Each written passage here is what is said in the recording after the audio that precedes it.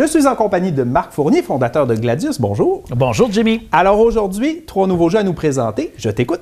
Oui, on débute avec la chasse aux bestioles conçue par l'orthopédagogue Laurence Côté.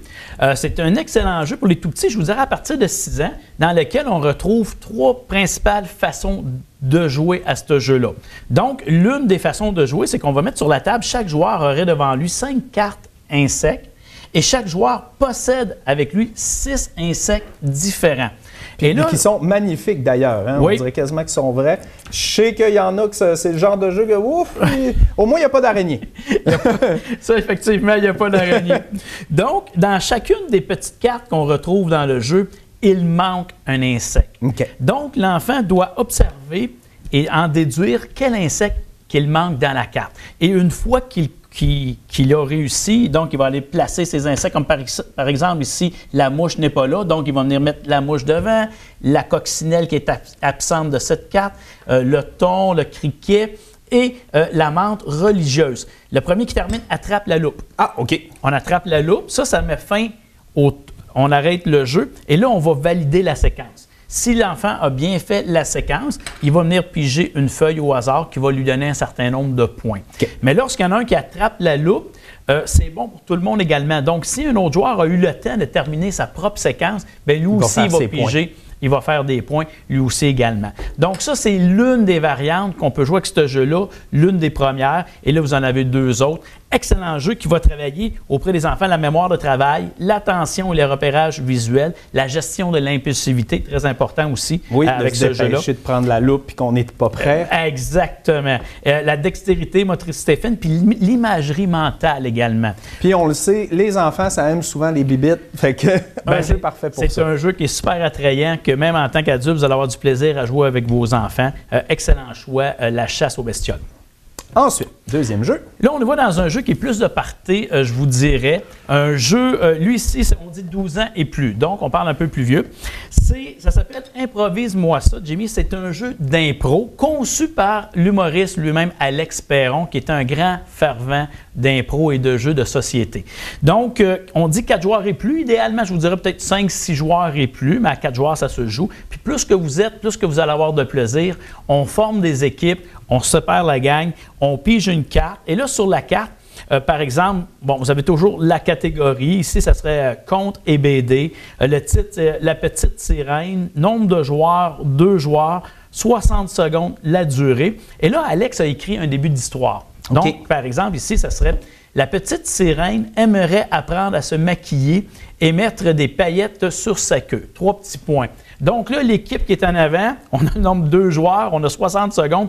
On peut ou non tenir compte de l'histoire qu'Alex a commencé à écrire. Ce qui est bon, parce que de l'impro, c'est pas tout le monde qui est habitué d'en faire. Donc, d'avoir comme un petit indice de départ, c'est une belle originalité. Exactement. C'est pour ça qu'Alex l'a fait, parce qu'il l'a testé beaucoup. Puis ceux qui sont un petit peu plus gênés ou des fois avoir des idées de départ. Des fois, juste de se partir. Juste de se partir, exactement. Puis, vous connaissez Alex Perron, donc il ne pouvait pas faire ça juste simple de même. Fait qu'il a rajouté une carte qui s'appelle handicap d'Alex. Ça, c'est un handicap que vous allez remettre à un joueur d'une équipe adverse qui doit tenir compte lorsqu'il va aller en avant. Comme par exemple, ici, ça serait un joueur se gratte constamment une fesse durant toute l'improvisation. Donc, vous donnez, puis il y a juste le joueur qui le sait. Hein, fait que lui, il se met à faire ça durant son improvisation. Fait que c'est encore plus drôle. C'est une façon de rajouter quelque chose d'original à un jeu classique qui est l'improvisation. Exactement. Petit jeu, ça se détaille 17 $. Vous arrivez avec ça avec une bouteille de vin. Vous allez vous déjeuner encore plus rapidement. Vous allez avoir du plaisir, c'est sûr, avec le jeu Improvise-moi ça. Et là, on a une roue de vitesse. Slackjack, qu'est-ce que c'est? Slackjack, c'est en collaboration cette fois-ci avec Annick Pelletier, orthopédagogue de renom, elle aussi également. C'est un excellent jeu pour l'impulsivité des enfants. Comment ça se joue? Le but du jeu, c'est le premier joueur qui va se débarrasser de toutes ses cartes. Donc, on va venir, chaque joueur... On les remet dans la boîte, j'ai gagné. C'est ça. Donc, chaque joueur a son paquet. Puis dans ses mains, bien, il doit avoir 3 cartes seulement.